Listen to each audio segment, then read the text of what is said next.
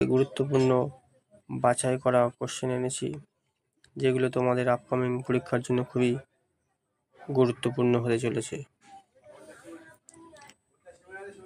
তো কোশ্চেনগুলো তোমরা ঝটপট দেখে নাও, এবং যারা আজকের আমার চ্যানেলে নতুন আছো তাড়াতাড়ি চ্যানেলটিকে সাবস্ক্রাইব করে পাশে থাকা বেল আইকনটিকে প্রেস করে অল করে রেখো, যাতে আগামী দিন এমনই কিছু শিক্ষামূলক ভিডিও তোমার কাছে সবার আগে পৌঁছে যায়। আজকের আমাদের প্রথম প্রশ্ন, গণপরিষদের প্রথম অধিবেশন কত সালে বসে? তো বন্ধুরা, এই প্রশ্নের উত্তরটি তোমরা কমেন্ট করো। গণপরিষদের প্রথম অধিবেশন যেটি বসেছিল 1946 সালে 9 ডিসেম্বর। এটা দিল্লির কমিউনিটি হলে হয়েছিল, মনে রাখবে। 2 নম্বর প্রশ্ন, সংবিধানের কত নম্বর ধারাকে সংবিধানের হৃদয় ও আত্মা বলা হয়? বন্ধুরা, সংবিধানের কত নম্বর ধারাকে সংবিধানের হৃদয় আত্মা বলা হয়? এই প্রশ্নের সঠিক উত্তর 32 নম্বর ধারাকে। সংবিধানের 32 নম্বর ধারাকে সংবিধানের হৃদয় ও আত্মা বলা হয়, যেটি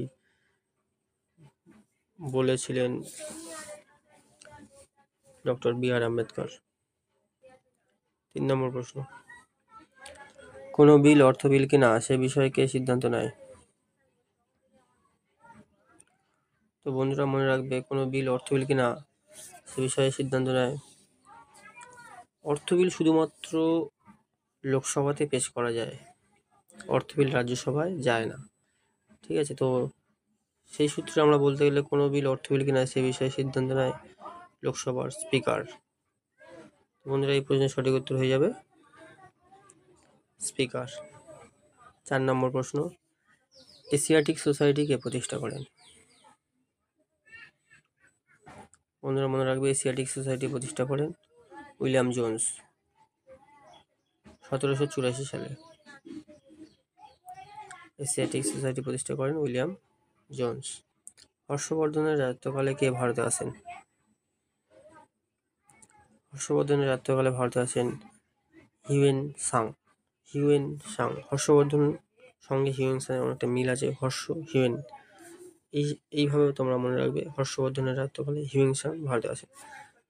তাহলে যদি বলে মেগাস্তিনিস কার সময় ভারতে আসে? মৌর্য বংশের রাজা চন্দ্রগুপ্ত মৌর্য মেগাস্তিনিস, এইভাবে মনে রাখবে তোমরা, তাহলে তোমাদের মনে থাকবে, ঠিক আছে? তো এই প্রশ্নের সঠিক